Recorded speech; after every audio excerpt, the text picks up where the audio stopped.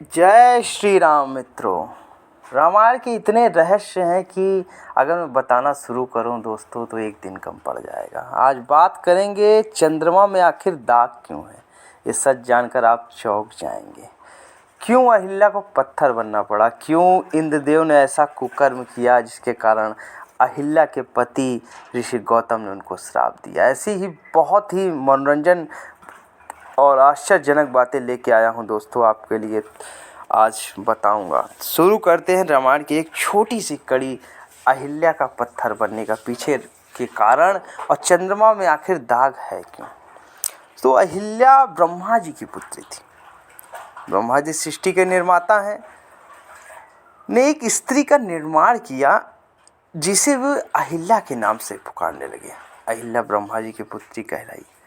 अहिल्या इतनी खूबसूरत थी कि तीनों लोकों के लोग उसकी सुंदरता की बखान करते नहीं थकते थे और उसको वरदान था कि उसका यौवन सदा बना रहेगा, मतलब हमेशा वो कुंवारी रहेगी।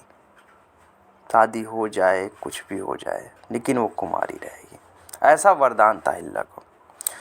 उसकी सुंदरता के आगे स्वर्ग की और इंद्र के स्वर्गलोक की अप्सराएं भी फीकी पड़ जाती थी। कुछ नहीं थी अहिल्या की सुंदरता का। सभी देवता राक्षस सब अहिल्या को पाने की इच्छा करते थे, इतनी खूबसूरत थी अहिल्या। ब्रह्मा जी ने अहिल्या की शादी के लिए एक परीक्षा का आयोजन किया। जैसे सीता माता की शादी के लिए उनके पिता ने आयोजन किया था धनुष उठाने का, वैसे ही ब्रह्मा जी ने भी आयोजन किया। जो विजेता होगा वही अहिल्या से शादी कर पाएगा। सभी देवताओं को निमंत्रण भेज दिया गया। भैया सभी देवता उस परीक्षा में उपस्थित हुए। महर्षि गौतम ने यह परीक्षा जीत ली और अहिल्या का विवाह विधि पूर्वक महर्षि गौतम से होगा। महर्षि गौतम बहुत ज्ञानी थे।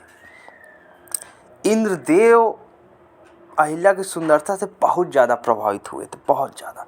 इंद्रदेव तो हमेशा ही दूसरों की औरतों को देखना पसंद करते थे। एक दिन इच्छा थी, इंद्रदेव पृथ्वी पे लोक पे आए और अहिल्या से मिलने चले गए। महर्षि गौतम को रहते इंद्रदेव कोई दुस्साहस न कर सके, लेकिन अहिल्या इतनी खूबसूरत थी कि इंद्रदेव रोक नहीं पाए और फिर उन्होंने जो है गए, लेकिन महर्षि गौतम ने उन्हें वहाँ से धुतकार के भगा दिया। इंद्रदेव को क्रोध आ गया कि अब तो मैं इसे पाके रहूँगा। इंद्रदेव ने अहिल्या से मिलने के लिए एक तरकीब निकाली और चंद्रमा जी ने मतलब चंद्रदेव ने उस योजना में शामिल हो गए। भैया महर्षि गौतम प्रातःकाल गंगा स्नान के लिए जाया करते थे रोज पुनः, और उस समय का लाभ उठाकर वह अहिल्या को प्राप्त कर लेंगे, ऐसी योजना बनाई। भैया चंद्रदेव और इंद्रदेव शुरू हो गए प्लान। योजना के अनुसार चंद्रदेव ने अर्धरात्रि को मुर्गे की आवाज़ निकाली। 12 बज रहे थे और मुर्गे की आवाज़ निकाली और उसके बाद जो है महर्षि गौतम समझे कि सवेरा हो गया। वह तुरंत उठे और गंगा तट पर स्नान करने के लिए निकल पड़े। महर्षि गौतम के जाते ही इंद्रदेव ने महर्षि गौतम का रूप धारण कर लिया पूरी तरीके और घर में प्रवेश कर गए और पहरेदारी के लिए चंद्रमा को घर के बाहर बिठा दिया। ऋषि गौतम जब गंगा तट पर पहुँचे तो उन्हें अलग ही आभास हुआ। तब उनके मन में संदेह भी उत्पन्न हो गया, कुछ तो गड़बड़ है, कहीं तो कोई छलावा हो रहा है। तब गंगा मैया प्रकट हो गई। हर हर गंगे। और महर्षि गौतम को बतलाया कि यह सब इंद्रदेव को रचा एक माया जाल है।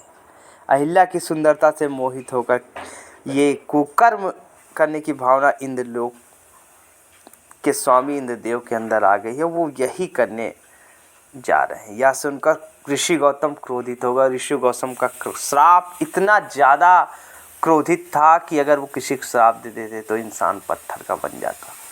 महर्षि गौतम तेजी से अपने कुटिया की ओर आए। जब उन्होंने कुटिया के बाहर चंद्रमा को बैठे देखा तो गुस्से से महर्षि गौतम ने चंद्रमा को शाप दे दिया कि राहु की कुदृष्टि तुम पर सदा बनी रहेगी। इस शाप के कारण चंद्रमा को ग्रहण लगता है। ये भी आप जान लीजिए चंद्र ग्रहण क्यों लगता है, ऋषि गौतम के श्राप के कारण। गुस्से से लाल पीले महर्षि गौतम ने अपने कमंडल से चंद्रमा पर प्रहार किया। इसी कारण चंद्रमा में दाग रहता है। एक गुत्थी सुलझानी में दे, चंद्रमा में दाग क्यों रहता है। इंद्रदेव को महर्षि गौतम के आने का आभास होते ही वह वहाँ से भागने लगे। महर्षि गौतम ने इंद्र को श्राप दिया था, पृथ्वी लोक में पूजा ना होने की बात कही। इसी वजह से इंद्रदेव की कभी पूजा नहीं होती पृथ्वी पे। आपने देखा होगा कोई अपने घर में इंद्रदेव की फोटो मूर्ति कुछ नहीं रखता। कहीं एक दो जगह मंदिर है, नहीं बाकी कुछ नहीं है।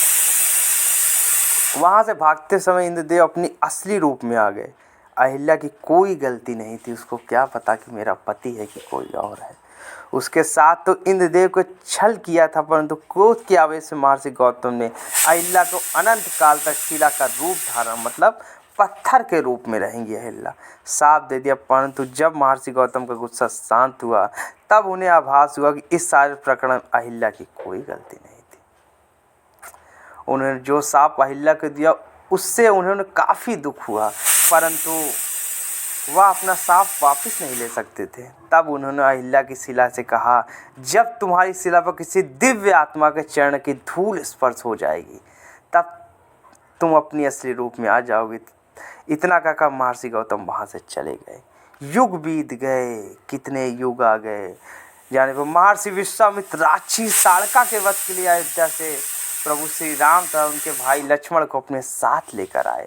ताड़का वध के बाद भगवान श्री राम की वन में एक तरह वीरान पड़ी कुटिया पर पड़ी तथा वहाँ गए तथा अपने गुरु महर्षि विश्वामित्र से पूछा, गुरुवर यह अत्यंत सुंदर कुटिया किसकी है जहाँ इतनी वीरानी है, परंतु प्रतीत होता है युगे से यहाँ कोई आया नहीं, कोई पशु पक्षी भी इस सुंदर कुटिया में नजर नहीं आ रहा है। आखिर इसका क्या कारण है, इस रहस्य को बताइए। तब महर्षि विश्वामित्र ने कहा, प्रभु यह कुटिया वर्षों से आपके आने का इंतजार कर रही है। इस कुटिया में जो शिला देख रहे हैं यह आपके चरणों की ही प्यासी है। तब महर्षि विश्वामित्र ने कहा, प्रभु यह कुटिया वर्षों से आपके आने का इंतजार में थी। भगवान श्री राम महर्षि पूछा, आखिरकार इतने वर्षों से यह शिला यहाँ मेरी चरण रज का इंतजार कर रही है। इतना सुनकर महर्षि विश्वामित्र भगवान श्री राम ने लक्ष्मण जी को अहिल्या की पूरी कथा सुनाई। पूरी कथा सुनने के बाद भगवान श्री राम ने अपने चरणों से उस शिला को स्पर्श किया।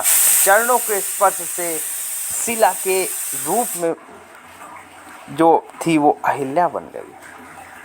उस अवसर पर भगवान श्री राम ने अहिल्या से कहा, इस सारे प्रकरण में आपका कोई दोष नहीं था। अब गौतम महर्षि भी आपसे क्रोधित नहीं है। अहिल्या के वास्तविक रूप में आते ही वीरान कुटिया में फिर से बाहर आ गई।